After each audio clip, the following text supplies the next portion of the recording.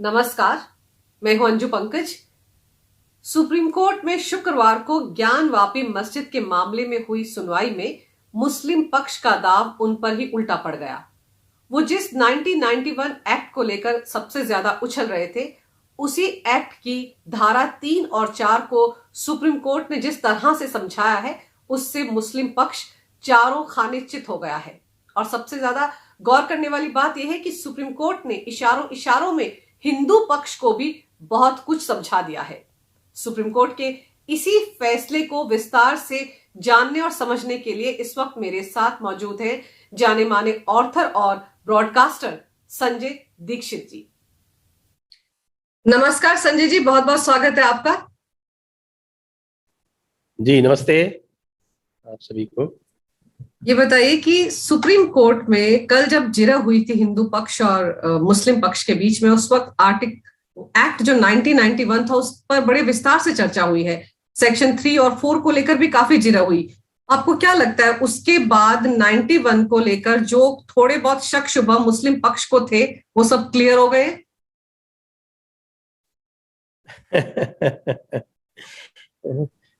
एक पुरानी कहावत है एक कि 100 जूते खाएं तमाशा घुस के देखें। तो इनका तो हाल ये है कि आप कुछ भी कर लो, कितने ही जूते मार लो, कितने ही आप रैशनल बात कर लो, ये प्लेसेस ऑफ वर्शिप एक्ट के बारे में जो कुछ सेक्शन 3 के बारे में खासतौर से जो कहा जस्टिस चंद्रचूड़ ने विशेषकर से, और जस्ट सेक्शन 4 के बारे में भी कहा कि सेक्शन 4 के बारे में, सेक्शन 4 क्या है पहले मैं बता दूं सबको कि सेक्शन 3 क्या है, सेक्शन 4 क्या है।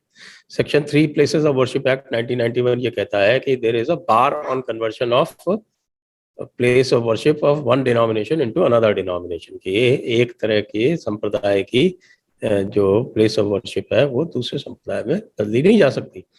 और सेक्शन 4 ये कहता है कि किसी भी रेमेडी पर बैन है कि इसको 15 अगस्त 1947 के बाद यदि किसी तरह के सूट होंगे या कुछ होंगे तो वो अबेट हो जाएंगे, लेकिन उसका कुछ एक्सेप्शंस भी और 3-4 एक्सेप्शंस हैं। अब आप ये देखिए कि लगातार जो केस चल रहे हैं इसमें दो विशेषकर से, जो एक चल रहा है ज्ञानवापी में चल रहा है और दूसरा चल रहा है मथुरा में। अब मथुरा का भी जजमेंट परसों आ गया।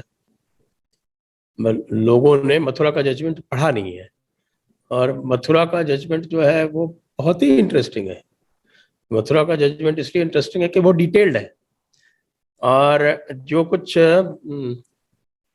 जस्टिस चंद्रचूड़ ने सुप्रीम कोर्ट में कहा वो तो कुछ ही शब्दों में कहा, यद्यपि आप कह सकते हैं कि वो संकेत है और उनका किस तरफ विचार चल रहा है सुप्रीम कोर्ट और सुप्रीम कोर्ट की बेंच का, उससे वो थोड़ा सा प्रकट अवश्य होता है, लेकिन वो संक्षेप में। लेकिन मथुरा का जजमेंट तो बिल्कुल विस्तार से आ चुका है और सारे लीगल पॉइंट्स उस पर उन्होंने डिस्कस कर लिए।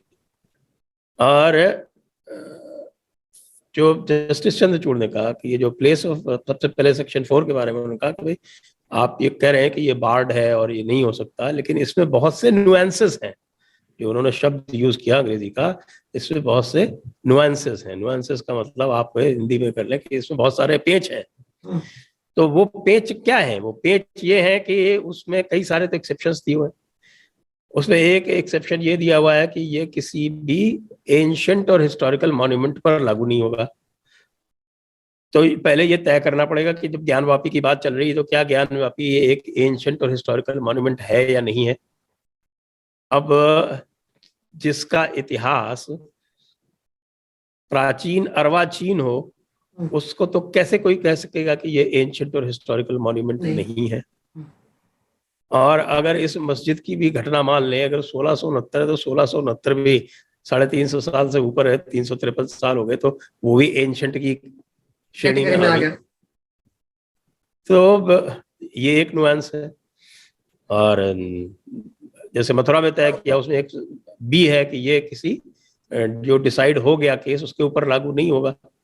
तो वहां पर 1968 में एक कॉम्प्रोमाइज डीड हो जाती है। उस कॉम्प्रोमाइज डीड के कारण उसमें एक्सेप्शंस आ जाता है। तो उस एक्सेप्शन के बेसिस पे वहां कोर्ट ने प्रोनाउंस कर दिया कि डिस्ट्रिक्ट कोर्ट ने, क्योंकि पहले क्या किया कि जो वहाँ लोअर कोर्ट था, उस लोअर कोर्ट ने उसको एडमिट करने से मना कर दिया।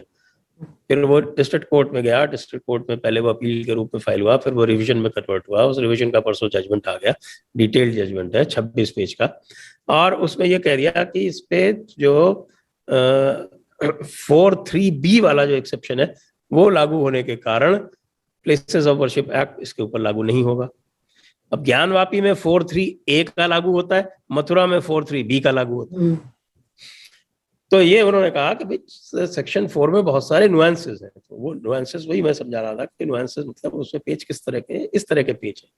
तो इसलिए ये जो बार बार कहते हैं, ये सिर्फ रेटोरिक के लिए कहते हैं, ये सिर्फ अपनी कॉन्स्टिट्यूंसी, जो इनकी मुस्लिम कॉन्स्टिट्यूंसी है, जो इनके फॉलोअर्स हैं, उनको एक तो प्रोवोक करने के लिए, उनको भड़काने के लिए, उसके लिए वस्तुतः अगर इस समय देखा जाए तो मुस्लिम पॉलिटिक्स में भी बड़ा कंपटीशन चल रहा है कि वो जो है वो सब अपनी तरफ लेने को आमादा है, क्योंकि ओवैसी की बहुत बुरी तरह से पिटाई हुई उत्तर प्रदेश में और उससे पहले पश्चिम बंगाल में।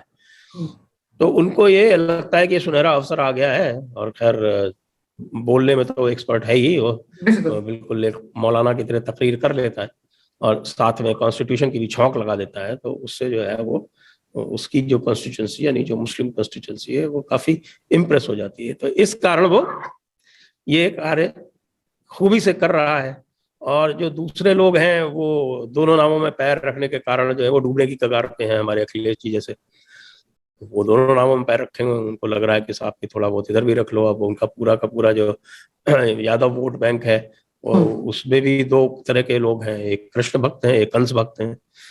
तो जो कृष्ण भक्त वाले लोग हैं वो उनसे अलग हो रहे हैं। औरंगजेब के साथ इतनी मोहब्बत क्यों? वो तो हिंदुस्तान को लूटने के लिए आया था। ये मामला तो मुगल वर्सेस इंडियन होना चाहिए था, लेकिन यहाँ पर तो हिंदू पक्ष और मुस्लिम पक्ष के बीच विवाद छिड़ गया है। मुस्लिम पक्ष इतना डिफेंड क्यों कर रहा है औरंगजेब? औरंगजेब वली है उनका, पता नहीं आपको? औरंगजेब बड़ा सूफी है, वली है, रहमतुल्लाह अलैह है। आप थोड़ा इस्लाम में जाकर देख के और जो इनकी जो तकरीरें होती हैं उसको समझिए। तो जितना बड़ा अत्याचारी है वो उतना बड़ा दीन का रक्षक है, दीन को फैलाने वाला है, तो वो उतना ही उसकी हैसियत ज्यादा है। इसलिए आप और हम उसको जो है वो वर्तमान या आधुनिक मूल्यों से तौल सकते हैं, और हम सनातनी लोग ये कह सकते हैं कि उसने हमारे ऊपर अत्याचार किए, और जो आधुनिक युग है या आधुनिक सभ्यता है वो ये कह सकती है कि जो आधुनिक मूल्य हैं उनके ऊपर वो खरा नहीं उतरता। लेकिन इस्लामी मूल्यों के हिसाब से देखा जाए तो वो तो अल्लाह के सबसे नजदीक है, इसीलिए उसको वली बोलते हैं। वली का मतलब होता है फ्रेंड ऑफ अल्लाह, तो वो तो वली है। आप किसी भी सूफी से पूछ लीजिए, किसी भी ये जो बरेलवी जमात वाले हैं इनसे किसी से पूछ लीजिए, और बाकी वो आपके जो देवबंदी वाले हैं वो भी मना नहीं करेंगे, तो उसको बहुत हाई रेट करते हैं। वो जितने भी मुगल हैं उसमें सबसे हाईएस्ट रेटेड है। इसलिए ये आप कॉन्टेक्स्ट बदलिए और पैरामीटर बदलिए, उसको उनके पर्सपेक्टिव से देखिए, अपने पर्सपेक्टिव से मत देखिए। लेकिन जब शिवलिंग वहां पर है, वजू खाने में, ज्ञानवापी में तमाम चिन्ह जो है हिंदू धर्म के वो वहां पर मिले हैं, उसके बावजूद वहां पर नमाज पढ़ना क्या इस्लाम के हिसाब से जायज ठहराया जा सकता है? क्यों नहीं ठहराया जा सकता? कब्जा तो करना उनका धर्म है, पूरा का पूरा धर्म जो है वो कब्जे की फिलॉसफी पे बना हुआ है। हर जगह आप देख लीजिए कब्जा जो है वो सुन्नत है। सुन्नत मतलब आप समझते हैं, उसको फॉलो करना उसको सुन्नत कहते हैं। तो वो तो सभी जगह ऐसा है। तो इसलिए ये तो वही वाली बात आ गई कि आप जो है वो अपना विश्लेषण आधुनिक मूल्यों के अनुसार कर रही हैं, लेकिन इस्लामिक मूल्यों के अनुसार बिल्कुल उचित है कब्जा करना। कब्जा करके दूसरे की जमीन को उसको एक पूरा का पूरा चैप्टर है कुरान में, उसको बोलते हैं अल अनफाल, चैप्टर 8। अल अनफाल का मतलब होता है माले गनीमत, यानी लूटे हुआ माल। तो वो लूटे हुए माल का क्या करना है, वो चैप्टर 8 पूरा का पूरा उसी के ऊपर है। तो इसलिए फिर से वहां जाकर फिर उसके बाद जज कीजिए कि साहब वो क्या कहते हैं। लेकिन कोर्ट में तो सबूतों के आधार पर ही फैसला होगा।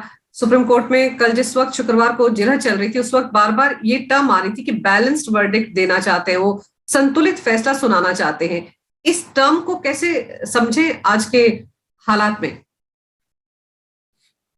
नहीं, वो देखिए सुप्रीम कोर्ट का तो बिल्कुल स्पष्ट मत है, और स्पष्ट मत उन्होंने जो राम मंदिर वाला जो निर्णय था उसमें भी दिखा दिया था। और जो भी सेटल्ड लॉ है भारत में उसके अनुसार तो यह स्थान तो हिंदुओं का ही माना जाएगा, क्योंकि पुराने जो जजमेंट्स हैं सुप्रीम कोर्ट के उनके अनुसार जो मूर्ति है, जो देवता है, उसका जो स्थान है वो शाश्वत है, उसमें एडवर्स पोजीशन नहीं हो सकता। इसमें एक हमारे जयपुर का ही एक ठाकुर जी गोविंद जी महाराज वाला एक जजमेंट आता है 1965 का, उसमें ये स्पष्ट कर दिया गया कि किसी मूर्ति की मृत्यु नहीं हो सकती। मूर्ति का जो एक बार मूर्ति का जो स्थान हो गया और जो मूर्ति की प्रॉपर्टी हो गई वो शाश्वत है, उसमें ना तो लिमिटेशन अप्लाई होगा ना उसमें। तभी आपने देखा होगा कि अगर आपने पढ़ा हो जजमेंट उनका राम मंदिर वाला, तो कुछ जो लोगों के नाम से जो सूट किए गए थे वो लिमिटेशन से बाहर हो गए, लेकिन एक सूट था श्री राम लला विराजमान। तो वो श्री राम लला विराजमान जो था वो राम लला की तरफ से वो सूट था, उससे लिमिटेशन नहीं अप्लाई हुआ। इसी तरह से यहाँ ज्ञानवापी में जो सूट है वो है श्री आदि विश्वेश्वर की तरफ से, उस पर लिमिटेशन नहीं हो सकता, क्योंकि वो मूर्ति शाश्वत है, वो स्थान शाश्वत है। वो आपको मैंने जो जजमेंट बताया गोविंद जी महाराज वाला, इसके अतिरिक्त एक और महंत राम स्वरूपदास वाला जजमेंट है। ये सब सुप्रीम कोर्ट के बड़े 5 बेंचेस के जजमेंट हैं, तो ये तो फॉलो करता ही करता है जजमेंट। लेकिन रिटोरिक के लिए, हल्ला करने के लिए वो आप कहते रहे प्लेसेस ऑफ वर्शिप एक्ट है और कैसे कर सकते हैं, ये पार्लियामेंट ने बनाया। अरे सीएए में क्यों कर रहे थे भाई, वो भी तो पार्लियामेंट ने बनाया था। तो सीएए को हल्ला करने के लिए तो वो पार्लियामेंट ने नहीं आती बीच में, लेकिन ये पार्लियामेंट ने बनाया। 3 कृषि कानून पार्लियामेंट में हुआ था। हाँ, कृषि कानून है। तो ये तो वही वाली बात है कि साहब की चित्त भी मेरी, पट्ट भी मेरी, अंटा मेरे बाप का। दूसरा सेक्शन 3 के बारे में बताऊं आपको। सेक्शन 3 में जो कहा उन्होंने कि किसी का भी रिलीजियस नेचर आप कैसे तय करेंगे, उन्होंने एग्जाम्पल दिया कि एक कोई साइनेगॉग है पारसियों का, उसमें एक अग्यारी रखी हुई है एक तरफ, और फिर वहां पर किसी ने आके क्रॉस लगा दिया। या उन्होंने कहा कि इसका उल्टा भी हो सकता है कि पहले से वहां क्रॉस था, वहां आके किसी ने अग्यारी लिख दी। तो ये तो फिर तय करना पड़ेगा ना कि उसका रिलीजियस नेचर क्या है ओरिजिनली। और वही वाली बात हुई कि ये ठाकुर गोविंद जी महाराज वाला जो जजमेंट है उसमें तो ये भी लिखा हुआ है कि एडवर्स पोजीशन नहीं हो सकता। एक सिद्धांत होता है एडवर्स पोजीशन का, लिमिटेशन के सिद्धांत के अनुसार, कि अगर 12 साल तक किसी का एडवर्स पोजीशन हो गया, आपकी जमीन पर किसी ने कब्जा कर रखा है और उसने 12 साल तक कब्जा रखा हुआ, तो फिर वो उसमें लिमिटेशन आ जाती है बीच में, और फिर वो आप उस पर एजिटेट नहीं कर सकते।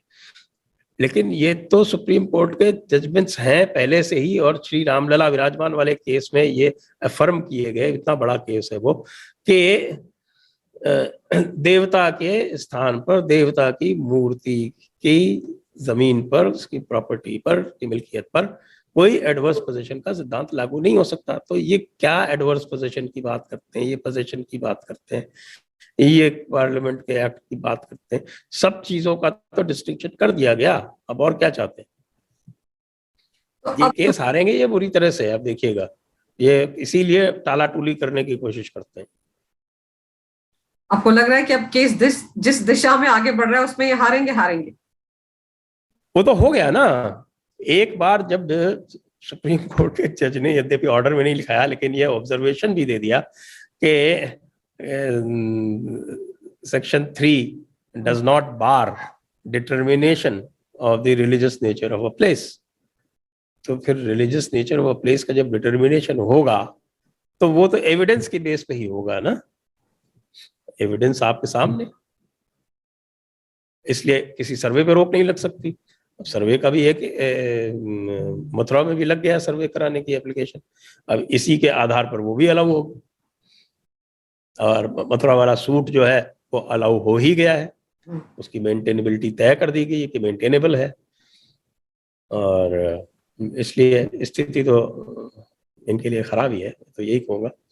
लेकिन वही वाली बात मैंने जो कही कि 100 जूते खाएं तमाशा घुस के देखें वाली बात है, ये मान नहीं सकते आप। ये सोचे कि ये मान जाए, नहीं है, ऐसा नहीं होगा। और मैंने तो आज एक और डिमांड की है, आप यदि मेरा ट्विटर अकाउंट फॉलो करते हो तो आपने देखा होगा, मैंने ये डिमांड की है कि सीताराम गोयल जी ने जो 2000 लगभग मंदिरों की एक लिस्ट की है, भारत सरकार उसके ऊपर एक इंक्वायरी कमीशन अपॉइंट करे और उनका सबका जो रिलीजियस नेचर है वो डिटरमिन करे। जब कोर्ट ने स्वयं कह दिया कि रिलीजियस नेचर डिटरमिन करना सेक्शन 3 के अंतर्गत किसी प्रकार की बाधा नहीं है, तो बजाय इसके कि जगह जगह ये बवाल हो, जगह जगह ये बदमाशियां हो, जगह जगह दंगे हो, तो एक कोर्ट ऑफ इंक्वायरी, एक कमीशन ऑफ इंक्वायरी आप कमीशन ऑफ इंक्वायरी एक्ट के अंतर्गत आप अपॉइंट करें, और उसमें ये जितने भी जो एक डॉक्यूमेंटेड हैं 2000 लगभग, उनमें सब में आप उसका डिटर्मिनेशन कर दें। तो डिटर्मिनेशन कर दे तो सबका रिलीजियस नेचर पता चल जाएगा। रिलीजियस नेचर जिसका जिसका हिंदू रिलीजियस नेचर है, कई सारे तो बिल्कुल स्पष्ट दिखते हैं ना, जैसे ज्ञानवापी स्पष्ट दिखता है। आप देखिए बाबरी मस्जिद केस में इन्होंने इतना जद्दोजहद, इतनी तशद्दुद क्यों की थी? इसलिए की थी क्योंकि उनको पता था कि इनका स्ट्रॉन्गेस्ट केस बाबरी मस्जिद है, क्योंकि वहां पर कोई भी अवशेष सामने नहीं था, जो कुछ भी था वो उस टीले के नीचे था। इसलिए इन्होंने सबसे अधिक उसके ऊपर जोर दिया, क्योंकि इनको पता था कि ज्ञानवापी में तो सामने दिख रहा है, दीवार सामने दिख रही है, अंदर सबके सब अवशेष जो है उसके बिल्कुल सबको पता है। ईदगाह वाला मामला बिल्कुल स्पष्ट है। इसके अतिरिक्त तो और भी अगर आप चले तो कुतुब मीनार साफ दिख रहा है, वहां पर पूरे भग्नावशेष वहीं पड़े हुए। आप और चलेंगे तो रुद्र महालय है पाटन का, या फिर अहमदाबाद का, या फिर आपके भोजशाला है। ये सारे जो बिल्कुल स्पष्ट दिख रहे हैं सामने, उनका तो आप क्या करोगे? तो फिर तो जो सुप्रीम कोर्ट का जो लॉ है उसके अनुसार तो उनको नेचर, हिंदू रिलीजियस नेचर उनका तो देखना पड़ेगा, क्या घोषित करना ही करना पड़ेगा ना, क्योंकि इतिहास स्पष्ट है, निकल आएगा। अब जो है ये स्थिति इनकी विकट है, और इसीलिए आप देख रहे होंगे कि सेक्युलरों का मुंह से झाग निकल रहा बुरी तरह से इस समय।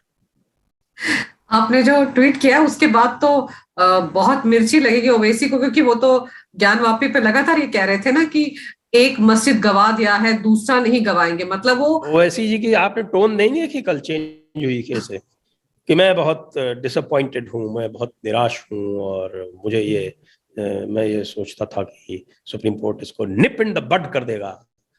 निप इन द बड का क्या मतलब है? कानून जैसे तुम चाहोगे वैसे चलेगा, जहां तुम चाहोगे वहां पर पार्लियामेंट के बनाए हुए कानून को तुम शाहीन बाग कर दोगे, और जहां तुम चाहोगे वहां कहोगे कि नहीं साहब पार्लियामेंट का जो किया गया है वो सैक्रोसैंक्ट है। पाकिस्तान, अरे पार्लियामेंट ने बनाया ना, पाकिस्तान ने थोड़ी बनाया कोई। हालात ठीक नहीं है हमारे हजरत ओवैसी के लिए।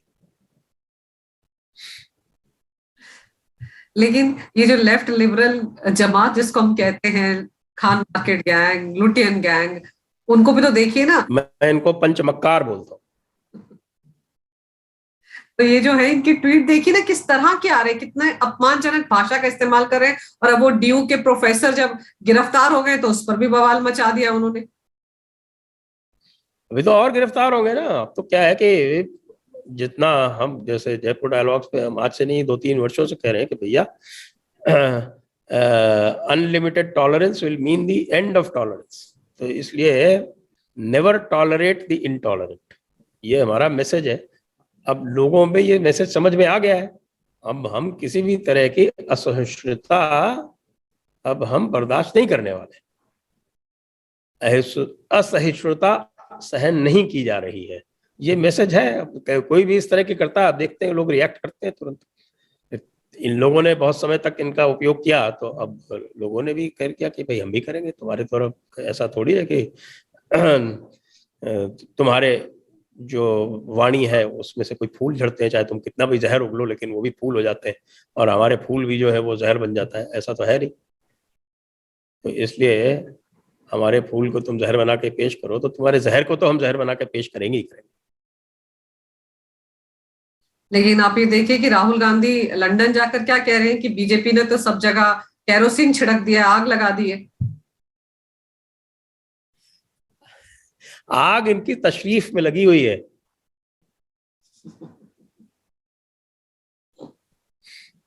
और इस कारण ये जो है ये कहीं बैठ भी नहीं सकते ठीक से, न कुर्सी पे बैठ पा रहे हैं, न जमीन पे बैठ पा रहे हैं, न जब हवाई जहाज जो चलते हैं तब भी उछल उछलते रहते हैं क्योंकि तशरीफ में आग लगी हुई है।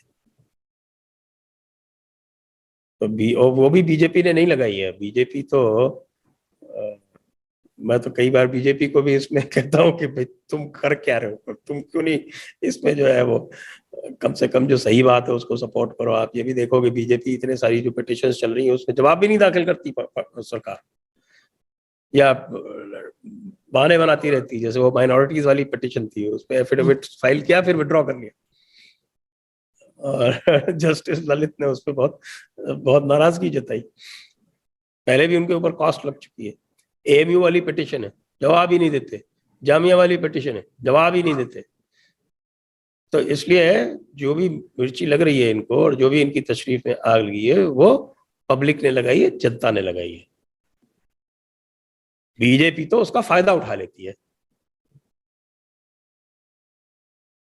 लेकिन चिंतन शिविर करती है कांग्रेस और उसके बाद सीधे लंदन पहुंचकर राहुल देश का ही अपमान करते हैं। इसको किस तरह से देखा जाए? वो अपनी हरकतों से बाज नहीं आ रहे हैं। उनको तो एलएसी भी यूक्रेन की तरह नजर आ रही है।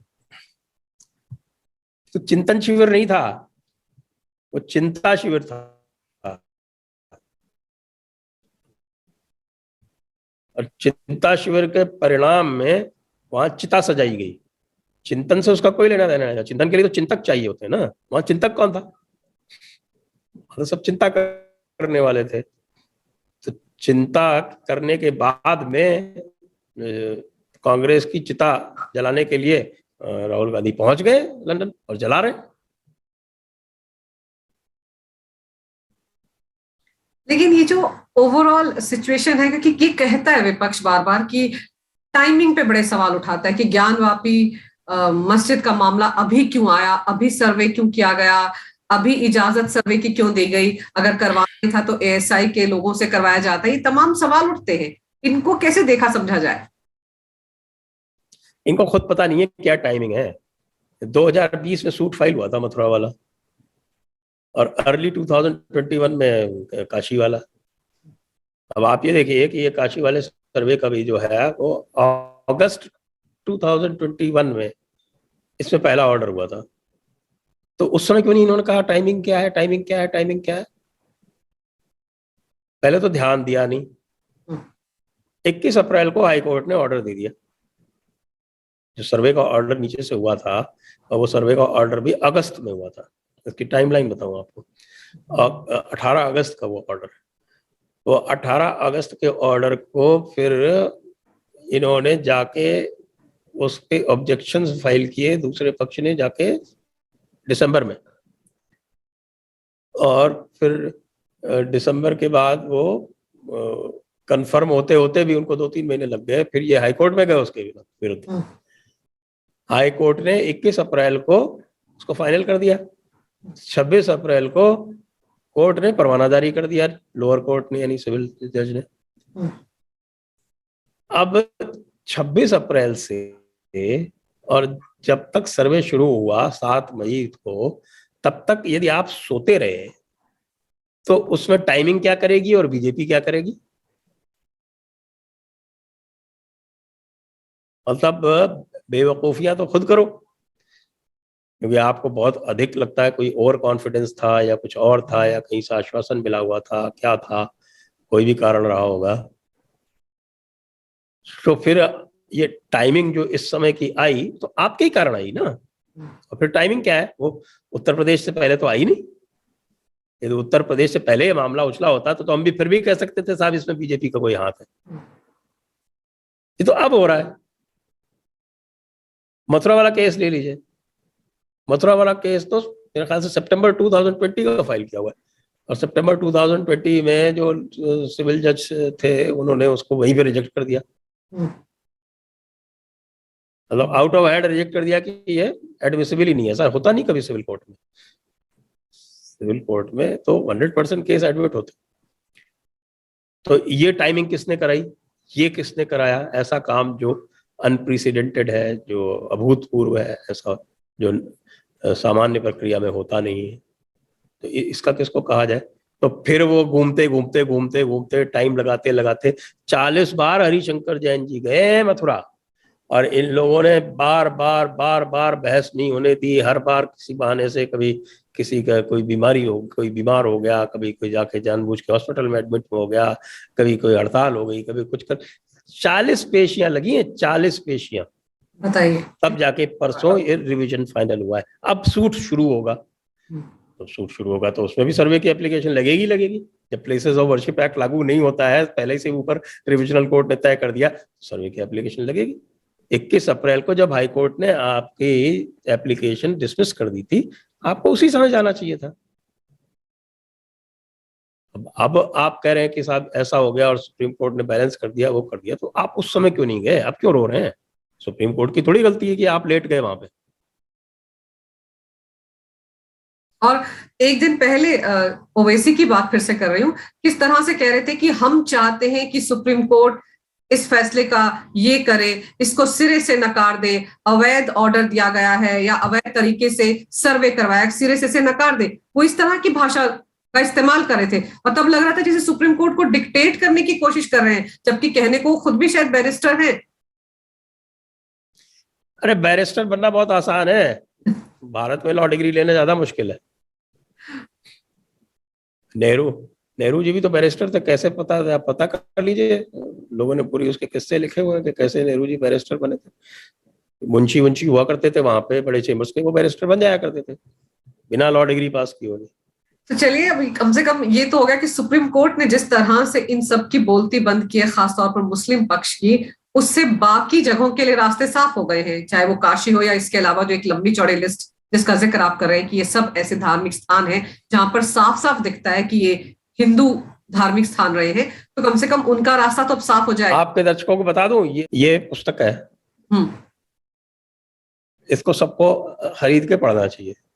Hindu temples what happened to them, 2 volume है, ये पहला वॉल्यूम है, और दूसरा वॉल्यूम इसकी एविडेंस है। तो इसमें आप ये देखिए पेज 72 से इस पे ये पूरी लिस्ट है, और एक एक प्रदेश की लिस्ट है। अच्छा, ये आपको दिखा रहा हूँ, ये देखिए सबसे ऊपर आंध्र प्रदेश की लिस्ट है, और फिर बाद में उनकी सबकी क्या एविडेंस है वो बताई गई, कब किया, क्या किया, सब उसके अंदर बताया गया। और हम तो सबका मांग रहे हैं। अब जब बात निकली है तो संजय जी दूर तक तो जाएगी, और हम एक का हिसाब नहीं मांग रहे, काशी का हिसाब और मथुरा का नहीं है, बात तो अब सारा हिसाब क्लियर करके ही खत्म होगी। वो तो होगा ना, जब एक बार कहा गया था कि भाई 3 छोड़ दो तो बाकी हम भूल जाएंगे। जैसे जब भगवान कृष्ण ने कौरवों को कहा था कि 5 गांव छोड़ दो, तो उन्होंने 5 गांव छोड़ने के बजाय कहा कि हम तो सुई की नोक के बराबर जमीन नहीं छोड़ेंगे, दुर्योधन ने कहा। तो 5 गांव छोड़िए, पूरा राज्य गया और पूरा कौरव वंश गया। तो मुझे लगता है कि ये संकेत जो है वो यदि कोई समझ सके तो समझदारी कर सकता है, लेकिन वो समझ नहीं सकते। समझ इसलिए नहीं सकते क्योंकि वहां किसी भी तरह के तार्किक विमर्श का कोई स्थान नहीं है, गुंजाइश नहीं। और फिर वो गंगा जमुनी तहजीब जिसका जिक्र बहुत होता है, बहुत बार होता है। हाँ, मैं बता देता हूँ आपको गंगा जमुनी तहजीब क्या है। गंगा जमुनी तहजीब ये है कि गंगा जमुना के बीच का जो पूरा स्थान है उसमें एक भी मंदिर नहीं बचा था। यह है गंगा जमुनी तहजीब। गंगा और जमुना के बीच का जो दोआबा है उसमें इन्होंने, बदमाशों ने, एक भी मंदिर नहीं छोड़ा, वहां पर नहीं छोड़ा था जिसको इन्होंने ध्वस्त न किया हो, जिसको इन्होंने अपवित्र न किया हो। और उसी की दुहाई दे देकर ये बातों को आगे बढ़ाते हैं कि बहुत भाईचारा है हिंदू और मुस्लिम पक्ष में। हाँ, ये भाई हम चारा लेकिन अब तक जो भाई चारा खाते आए हैं, अब कम से कम इतना क्लियर है, भाई भले अलग खड़े रहे लेकिन हम चारा नहीं बनेंगे। और सुप्रीम कोर्ट के जो वर्डिक्ट शुक्रवार को आया है उसके बाद कम से कम जो संकेत मिले हैं उसे इन्हें भी समझने की जरूरत है, और हम तो अब समझ ही गए हैं, इसलिए कम से कम अपना जो अधिकार है उससे पीछे नहीं हटेंगे। आपने विस्तार से इस मामले पर जो चर्चा की है संजय जी, उसके लिए आपका बहुत बहुत धन्यवाद। आपने मेरे लिए खासतौर पर वक्त निकाला है, उसके लिए भी दिल से आपका धन्यवाद। नमस्कार। नमस्ते, और सभी दर्शकों को भी नमस्कार।